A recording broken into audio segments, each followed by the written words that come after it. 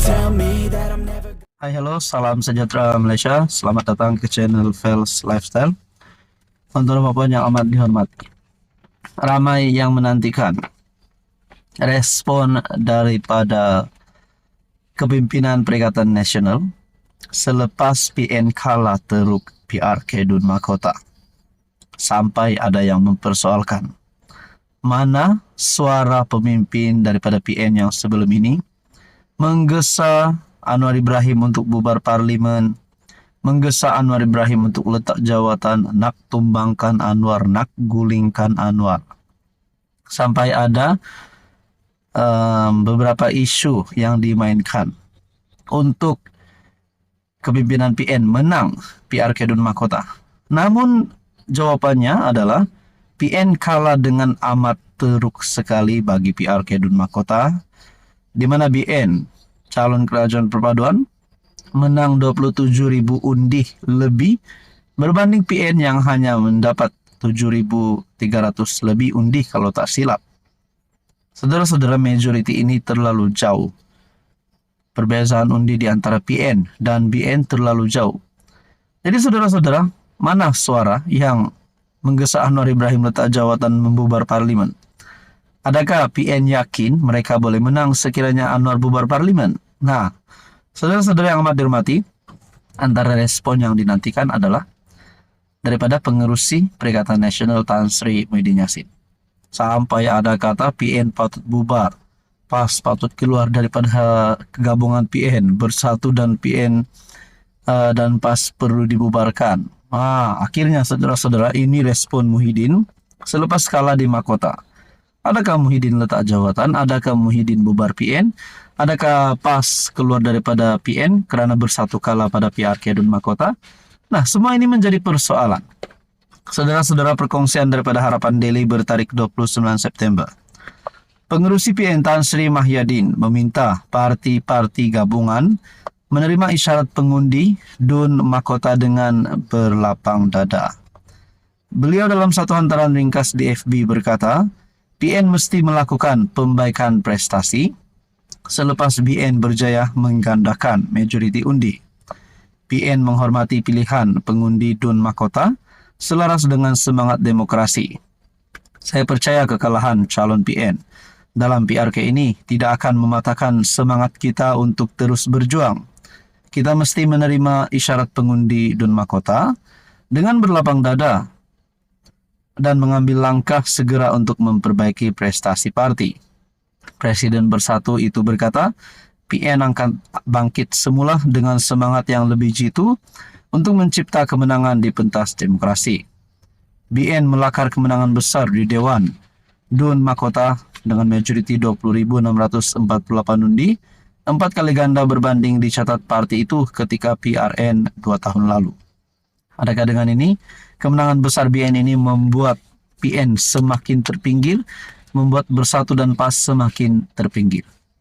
Akhirnya Muhyiddin Yassin dalam satu pengakuan, dalam respon Muhyiddin selepas kalah di Mahkota, beliau berkata, PN menghormati pilihan raya, pilihan pengundi Dun Mahkota selaras dengan semangat demokrasi. Apa yang akan dilakukan Muhyiddin selepas ini, kita nantikan saja. Adakah ada gerakan baru?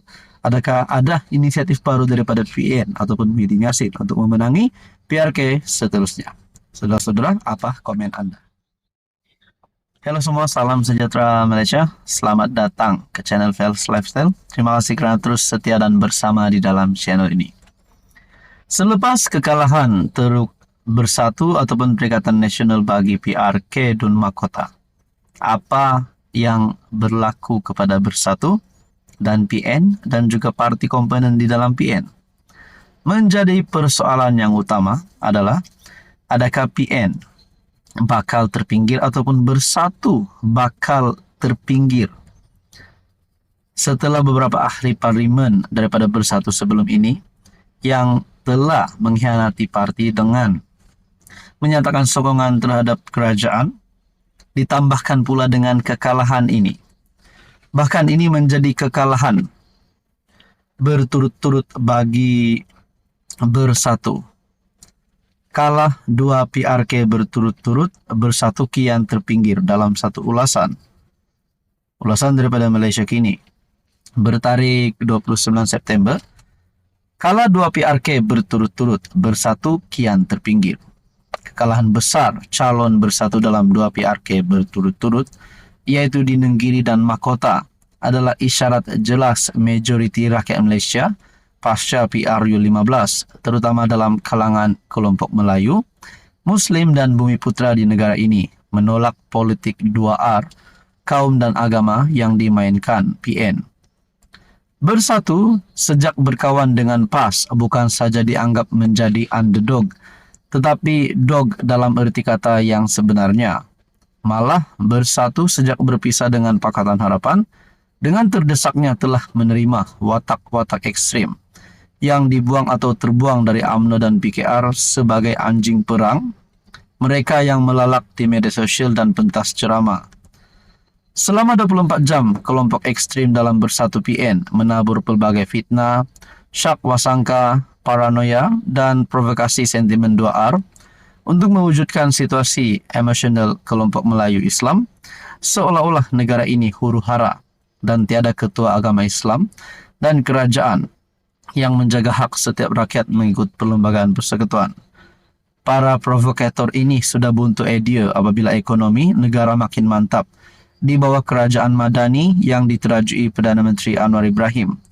Mereka tidak dapat menerima hakikat bahawa Anwar telah pun diampunkan yang di Pertuan Agong terdahulu, iaitu Sultan Kelantan Sultan Muhammad V, dan menjadi Perdana Menteri atas seruan penubuhan kerajaan perpaduan daripada yang di Pertuan Agong seterusnya, Sultan Pahang Al-Sultan Abdullah Riayatuddin Al-Mustafa Billah Shah.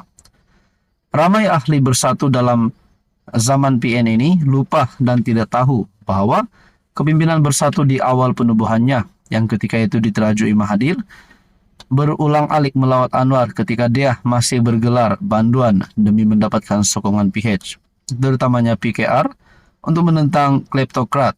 Itulah maknanya jadi banduan terhormat. Saudara-saudara yang amat dihormati, lebih menyedihkan PAS pula mengangkat Dr. Mahathir sebagai penasihat kepada 4 negeri di bawah mereka, memperlihatkan kepimpinan bersatu makin dipinggirkan. Siapa yang untung dalam bersatu sekarang ini jika bukan saf kepimpinan di atas yang mahu mengekalkan kedudukan mereka, sama ada dalam parti ataupun sekadar bangga menjadi exco dalam kerajaan negeri yang didominasi puak PAS. Tuan-tuan dan puan, Dr. Muhammad Faiz Naaman ialah bekas anggota Majlis Pimpinan Tertinggi Bersatu dan kini menganggotai PKR. Tulisan ini tidak semestinya mencerminkan pendirian rasmi Malaysia kini. Saudara-saudara yang amat dihormati, ini satu ulasan ataupun kenyataan yang pasti mengejutkan kepimpinan bersatu. Kalah dua PRK berturut-turut, bersatu kian terpinggir.